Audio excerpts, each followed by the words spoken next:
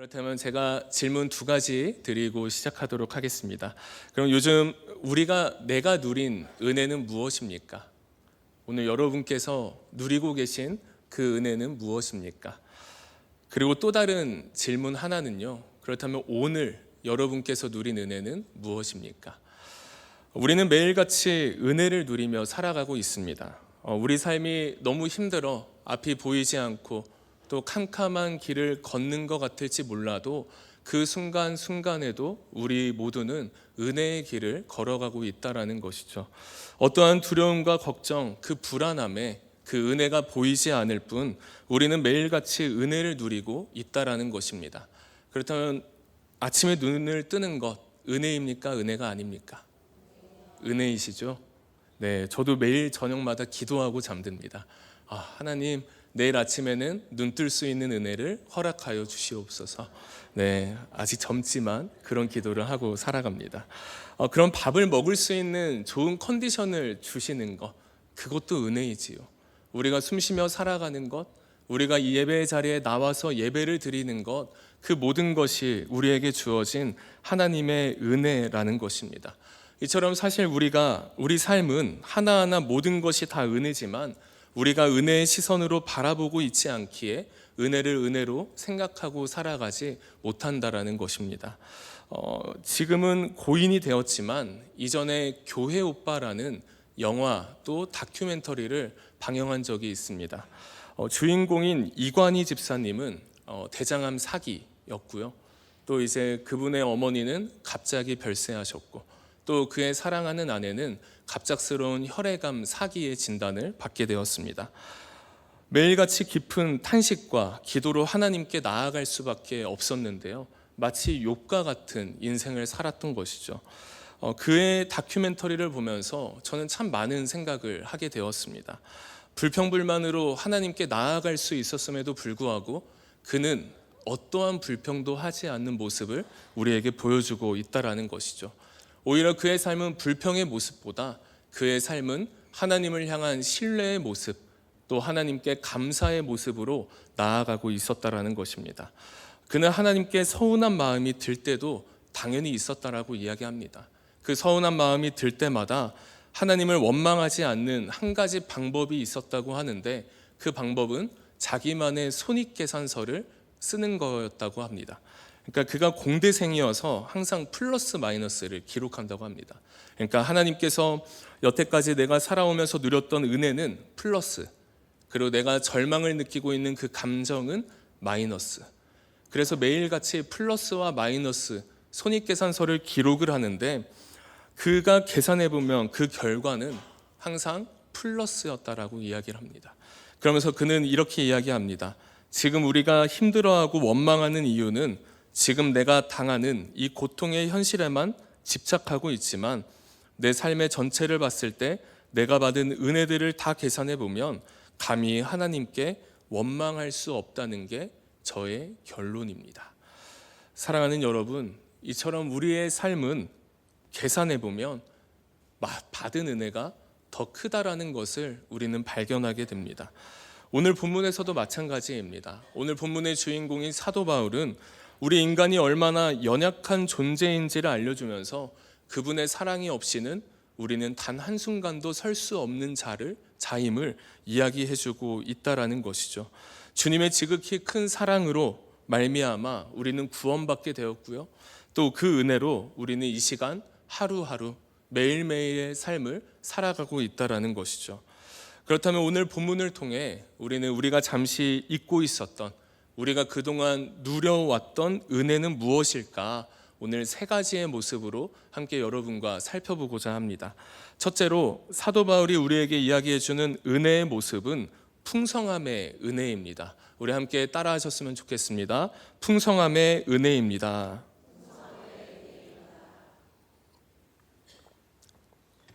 오늘 본문 1절에서 3절의 말씀에 보시면 전에는 우리가 세상의 풍조를 따랐던 자들이었다. 그리고 공중의 권세 잡은 자들을 따랐던 자들이고 육체의 욕심을 따랐던 자들이었다라고 이야기를 하고 있습니다. 그런데 오늘 우리 개역개정판 성경에는 기록되진 않았지만 이 4절의 앞부분에 보면 한 단어가 빠져 있습니다. 원어로 보면은 그러나라는 단어로 시작하고 있습니다. 우리가 공중의 권세 잡은 자에게 속해 있었고 육체의 욕심을 따르던 자였습니다. 그러나 하나님께서는 우리가 어둠 속에서만 살기를 원하지 않으셨다라는 거예요. 소망이 없어 보였던 우리의 삶에 그러나 하나님은 소망의 밝은 빛을 비춰주셨다라는 것입니다.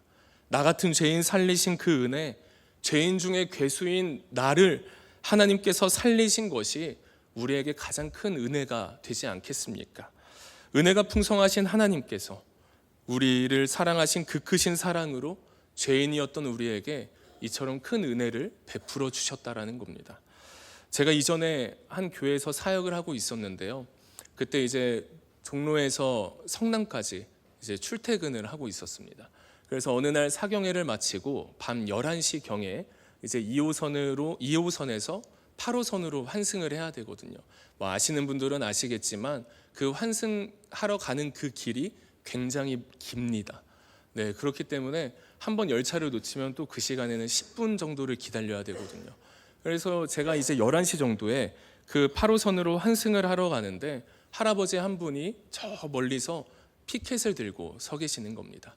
그래서 어떤 할아버지가 이 시간에 피켓을 들고 서 계실까 하고서 제가 그 피켓의 내용을 보니 한 문장이 담겨 있었습니다. 예수 믿고 구원받으세요.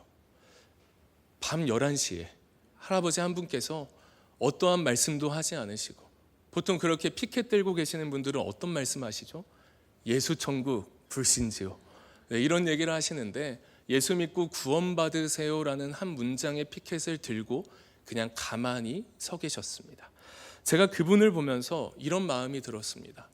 아, 저분은 얼마나 많은 은혜를 받았기에, 얼마나 많은 은혜를 누리고 있기에, 얼마나 많은 은혜를 깨달으며 살아가고 있기에 지금 이 시간에 이 자리에 나와서 그냥 어떠한 말씀도 하지 않고 복음을 전하고 있는 것인가? 우리에게 무엇이 잘난 게 있어서 하나님의 은혜를 하나님께서 우리에게 부어주신 것일까요? 그렇지 않다라는 것이죠. 그냥 잘난 게 하나 없는 우리가 이렇게 살아갈 수 있는 것 그 자체가 바로 은혜라고 성경은 말하고 있습니다. 이루 말할 수 없는 은혜, 풍성함의 은혜, 한량없는 은혜라고 오늘 이 시간에도 우리에게 말씀해주고 계시다라는 것이죠. 이 풍성함이라는 단어가 오늘 본문에 보시면 4절과 7절에 기록되어 있습니다.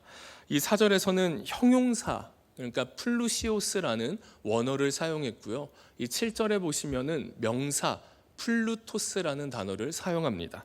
이 단어들의 의미는 풍성함 그리고 부유라는 의미인데요. 이 단어를 살펴보고자 하기 위해서 이 에베소라는 지역에 대해서 우리는 먼저 알아야 될 필요가 있습니다. 이 에베소는 지중해에 인접해 있습니다. 그래서 아주 수많은 항구를 끼고 있었는데요. 이 소아시아의 상업 중심지로서의 입지 조건을 갖춘 전략적 요충지가 바로 이 에베소라는 지역이었습니다. 그래서 해상무역과 또 육지무역이 자연스럽게 교차하는 장소가 되면서 이 에베소는 자연스럽게 부유한 도시가 될 수밖에 없었다라고 우리는 알게 되는 것이죠. 이처럼 에베소 사람들에게 있어서 이 풍성함, 부유함은 무엇이었겠습니까? 바로 경제적인 부유함, 경제적인 풍성함이었다라는 것입니다. 그러나 오늘 사도 바울은 이 에베소 교인들에게 뭐라 이야기하느냐? 이제 너희는 경제적인 풍성함을 이야기할 것이 아닌 이제 너희가 이야기하는 것, 너희가 받아 누려야 될 것은 은혜의 풍성함이 되어야 한다라는 것을 말해주고 있다라는 것입니다. 그 풍성함의 은혜는 그리스도의 대속으로 이루어졌을 줄로 믿습니다. 그 대속의 은혜로 아무것도 보잘것없는 우리가 바로 하나님의 자녀가 된 것처럼 말입니다. 예수님의 죽으심으로 나의 나됨으로 살아갈 수 있게 되었고요. 주님이 우리를 대신해서 모든 짐을 짊어지고 가셨기에 우리의 짐은 가볍게 되었습니다. 우리에게는 단순히 풍성함의 은혜로 다가왔지만 이 십자가의 길을 걸어가시며 십자가에 못 박히신 예수 그리스도와 자기의 하나뿐인 아들을 십자가의 길로 걷게 하신 하나님의 마음은 아마도 고통 가운데 찢어지셨을 것 같습니다. 저도 아이를 낳기 전까지는 물론 제가 낳은 건 아닌데요. 네. 아이를 낳기 전까지는 이 그리스도의 대속의 사랑을 묵상하면 그렇게 큰 감정을 깨닫지 못했던 것 같습니다. 그러나 아이가 생기고 나니 이 그리스도의 대속의 사랑이 참 깊이 있게 느껴지게 되더라는 것이죠. 이처럼 풍성한 은혜란 지극히 크신 우리를 향하신 그리스도의 사랑인 줄로 믿습니다. 인간의 측량할 수 없는 은혜고요, 감히 어떠한 것과도 비교할 수 없는 은혜, 풍성함의 은혜, 한량없는 은혜인 줄로 믿습니다. 어둠 속 헤매이던 우리의 영혼이 있지 않았습니까? 어둠 속 헤매이던 내 영혼이 갈 길 몰라 방황할 그때에 나를 향해 비추어 주신 하나님의 영광의 빛의 은혜라는 것이죠. 이 풍성한 주님의 은혜로 오늘도 지금도 우리는 이 시간에서 하나님께 온전한 예배를 올려드릴 수 있다라는 것입니다. 이렇게 우리는 풍성함의 은혜를 받았으니 우리의 응답은 어떠해야겠습니까? 우리는 풍성함의 은혜에 응답하는 삶을 살아야 한다라고 성경은 분명히 우리에게 이야기하고 있습니다. 그리고 오늘 사도 바울이 우리에게 말하고 있는 두 번째 은혜는요, 함께함의 은혜라고 성경은 말합니다. 한번 한 목소리로 따라하겠습니다. 함께함의 은혜입니다. 오늘 본문에 보시면 하나님이 우리를 사랑하셨다. 그리고 하나님이 우리를 사랑하셔서 허물로 죽은 우리를 살리셨다라고 분명히 이야기하고 있습니다. 그런데 하나님께서 우리를 살리신 것만으로도 모자라서 살리신 후에 우리를 일으키셨고요, 또 우리를 일으키신 후에 하늘 보좌에 앉히셨다라고 성경은 말하고 있습니다. 예수 그리스도와 함께함의 은혜를 우리에게 부어주신 건데요, 5절과 6절의 말씀에 보면은 함께라는 부사를 3번이나 기록하고 있습니다. 그리스도와 같이 살아있게 하셨고, 그리스도와 함께 일으키셨고, 그리스도와 함께 하늘에 앉히셨다. 여기에 한번 저는 우리를 이라는 표현을 한번 넣어봤으면 좋겠습니다. 그리스도와 같이 누구를 살아있게 하셨습니까? 우리를 살아있게 하셨다. 그리스도와 함께 누구를 일으키셨습니까? 우리를 일으키셨다. 그리스도와 함께 누구를 하늘에 앉히셨습니까? 우리를 하늘에 앉히셨습니다. 이렇게 하나님께서 우리에게 주신 놀라우신 은혜는요, 그리스도께서 우리와 함께함의 은혜라고 오늘 본문은 이야기해주고 있습니다. 소위 이 사회적 지위가 높은 분들과 우리가 좀 인맥이 있거나 또 그들과 식탁의 자리를 함께 갖게 되는 것만으로도 우리의 마음 가운데는 참 뿌듯하고 또 기쁜 마음이 생기게 됩니다. 그러나 그런 분들과는 비교할 수조차 없는 이 그리스도 예수께서 우리와 함께 하시는 그 은혜가 있기에 지금도 우리는 이 시간 이 자리에서 하나님께 온전히 예배드리며 나아갈 수 있게 되고, 또 하나님과 날마다 동행함을 경험하며 살아갈 수 있게 된다라는 것입니다. 아무것도 보잘것없는 우리가 어떻게 감히 예수 그리스도와 함께 살고 예수 그리스도와 함께 일으킴을 받으며 예수 그리스도와 함께 하늘 보좌에 앉혀지겠느냐, 이 말인 것이죠. 예수님과 함께 한다라는 것은요, 예수님과 연합한다라는 의미가 됩니다. 포도나무의 가지는 어떤 생명을 받아 살아가게 될까요?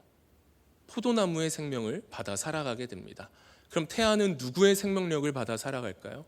태아는 이 산모의 생명력을 받아 살아가게 되는 것이죠. 예수님과 연합한 자는 그렇다면 누구의 생명력을 받아 살아가야겠습니까? 예수 그리스도의 생명력을 받아 살아가야 한다. 내가 예수의 생명력을 받아 살아가고 있지 않다면 죄송한 말씀이지만 그것은 진정한 그리스도인이라 우리는 말할 수 없게 된다라는 것이죠. 거기에 더해서 우리는 예수님과 함께함의 은혜를 누리듯이 예수 그리스도 안에서 이 자리에 함께하는 우리 모든 공동체 구성원들과의 함께함의 은혜도 나눠야 될 줄로 믿습니다. 그래서 우리 공동체 안에서 날마다 함께함의 소망을 품어야 되고요, 또 함께함을 통해 결속력을 다져야 되고 더욱더 끈끈한 우리 공동체가 되어야 한다라는 것이죠. 로마서 12장 5절의 말씀에 보면 성경은 이렇게 말하고 있습니다. 함께 읽겠습니다. 이와 같이 우리 많은 사람이 그리스도 안에서 한 몸이 되어 서로 지체가 되었느니라. 우리 많은 사람이 누구 안에서? 그리스도 안에서 한 몸이 되어 서로 지체가 되었다. 바로 예수 그리스도 안에서 우리가 결속력을 가지고 예수 그리스도와 함께함으로 살아갈 때 우리 공동체는 회복될 줄로 믿습니다. 그리고 우리 공동체는 다시 일으켜 세워질 줄로 믿습니다. 그리고 다시 하나님께서 우리를 하늘 보좌에 앉혀주시리라 확신합니다. 마지막으로 사도 바울이 우리에게 이야기해주고 있는 세 번째 은혜의 모습은요, 새로운 창조의 은혜입니다라고 이야기하고 있습니다. 우리 한 목소리로 한번 읽겠습니다. 새로운 창조의 은혜입니다. 오늘 10절의 말씀인데요, 10절의 말씀을 함께 읽겠습니다. 우리는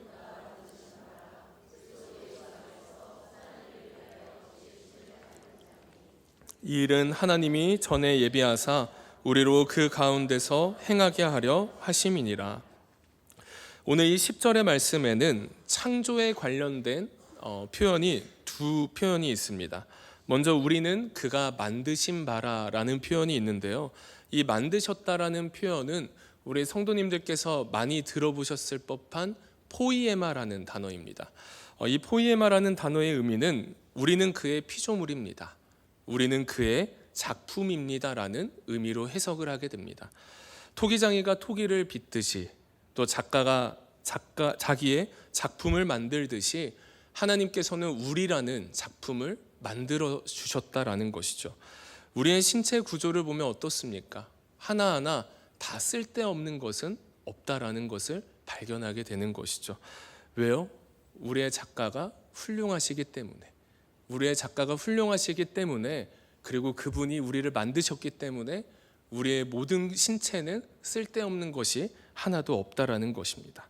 다음으로 창조에 관련된 두 번째 표현은 지으심을 받은 자다라는 표현인데요, 이 지으심을 받다라는 단어는 창조하다라는 의미입니다. 우리는 창조된 자들입니다. 믿으십니까, 여러분? 정말 믿으세요? 네. 특히 구원받은 이후로는 우리는 새롭게 창조된 자들인데요, 고로 구원은 새로운 창조를 의미하고요, 구원은 새로운 시작을 의미하게 되는 것입니다. 전에 우리가 창조되었을 때 우리의 모습은 어떻습니까? 어둠 속에서 계속해서 헤매이고 갈 길 몰라 방황하고 있던 그러한 모습을 살았더라면, 하나님의 은혜를 경험한 후에 우리의 모습은 어떠해야겠습니까? 새로운 창조의 은혜, 새로운 시작의 은혜를 다시 한번 경험함으로 나아가야 한다라는 것입니다. 그래서 고린도후서 5장 17절에서는 이렇게 말하고 있습니다. 그런즉 누구든지 그리스도 안에 있으면 새로운 피조물이라. 이전 것은 지나갔으니 보라 새 것이 되었도다. 이전에는 세상과 마귀와 육체를 따라 살아왔던 자였다면, 이제는 새로운 창조의 은혜를 받은 우리의 모습은 이전과는 다른 새로운 모습으로 살아가면서 다시 한번 하나님을 기쁘시게 해드리는 인생이 되어야 함을 우리에게 말해주고 있다라는 것입니다. 작품이 인정을 받고 또 작품이 좋은 평을 들어야 작가의 가치는 올라가게 됩니다. 한 감독이 무너져가는 팀을 다시 일으켜 세워서 좋은 성적을 거두게 되면 그 감독의 영향력이 올라가는 것처럼, 우리 역시 하나님의 사람은 이 땅에서 하나님의 작품으로 잘 살아가야지만 우리의 작가 되시는 하나님의 가치가 이미 높으시지만, 그래도 하나님의 가치가 많은 이들에게 인정받게 될 줄로 믿습니다. 우리 작가의 가치가 이미 평가할 수 없을 정도로 높으신 거 알고 계시죠, 여러분? 네, 작가의 얼굴과 또 우리는 작가의 이름에 먹칠하지 않도록 우리는 이 세상을 살아갈 때 새로운 구원, 새로운 창조물로서 다시 한번 제대로 살아가야 함을 오늘 성경은 우리에게 이야기해주고 있습니다. 선한 일을 위해 지으심을 받은 자들이니 우리는 어떻게 살아가야겠습니까? 선한 일을 위해 힘쓰며 살아가야 하는 자들이 되어야 한다. 제가 최근에 영화 한 편을 보게 되었는데요, 몇 년 만에 영화관에 갔는지 모르겠습니다. 여러분 혹시 신의 악단이라는 영화를 보셨습니까? 네, 저는 그래도 한 분은 보신 줄 알았는데, 네, 신의 악단이라는 영화는 제가 뭐 스포를 할 수는 없기 때문에 이 내용을 간단히 설명드리면, 이 대북 제재로 돈줄이 이제 막힌 북한에 대한 이야기입니다. 그래서 이제 외국에서는 국제사회의 2억 달러의 지원을 얻기 위해 마지막에 방법이 하나가 있는데, 그 방법은 이 북한에 이제 찬양단을 조직을 해서 그 찬양단을 통해 집회를 열라는 그 국제사회의 이제 명령이 있었습니다. 그래서 이제 그 북한의 보위부는 당의 명령을 받게 되고요. 이 북한 최초의 가짜 찬양단을 만드는 임무를 맡게 되는데요. 이제 그 더 이상 스포는 하지 않도록 하겠습니다. 그 안에서 이루어지는 모든 내용들이 정말 처음부터 끝까지 은혜였습니다. 뭐 우리가 잘 아는 찬양, 은혜라는 찬양도 나오고요. 또 광야를 지나며라는 찬양도 나오고, 주 예수 나의 참 소망 이런 찬양도 나오고, 또 아무튼 여러 찬양들이 나오는데요. 저는 그 영화관에서 이렇게 눈물을 흘렸던 적은 처음이었던 것 같습니다. 아내와 둘이 월요일에 영화를 보면서 처음부터 끝까지 이제 그래도 자존심이 조금 이제 있어서 그런지 이제 최대한 아내한테 눈물을 보이지 않도록 그냥 꾹꾹 참으면서 이렇게 눈물을 봤던 그 기억이 있습니다. 꼭 혹시 시간이 되시면은 그 영화를 한번 꼭 보시기를 바랍니다. 그 영화를 통해 저는 어떤 것을 느꼈느냐, 바로 하나님의 그 놀라운 은혜, 또 하나님의 놀라운 섭리를 다시 한번 깨닫게 되는 귀한 시간이 되었습니다. 제가 이 영화 관계자와 연관 있는 건 아니니까 편하게 보시면 되겠습니다. 사랑하는 여러분, 죽을 수밖에 없는 우리, 또 어둠 속에 헤매이며 살아가고 있던 우리, 보잘것 하나 없는 우리를 은혜로 구원하신 하나님의 지극한 사랑으로 말미암아 우리는 지금 이 시간 이 자리에 나와왔음을 고백합니다. 하나님을 처음 영접했을 때 여러분의 마음은 어떠하셨습니까? 하나님을 처음 영적으로 만났을 때 여러분의 마음가짐은 어떠하셨습니까? 나의 모든 것을 드릴 수 있을 만큼 하나님을 사랑했던 그 뜨거운 마음, 나 같은 죄인을 살리신 그 하나님의 은혜, 그 은혜에 감격하며 눈물을 흘리며 살았던 그날을 한번 기억해 보시길 바랍니다. 하나님이 나를 거두지 않으셨다면 나는 지금도 여전히 더욱더 깊은 곳에서 헤매이고 살아가고 있을 나의 모습을 한번 생각해 보자, 이 말입니다. 이 모든 것이 저는 하나님의 은혜인 줄로 믿습니다. 풍성하신 하나님의 은혜고요, 또 함께 하여 주시는 하나님의 은혜이며, 또 우리에게 새로운 창조의 은혜로 주시는 하나님의 은혜인 줄로 믿습니다.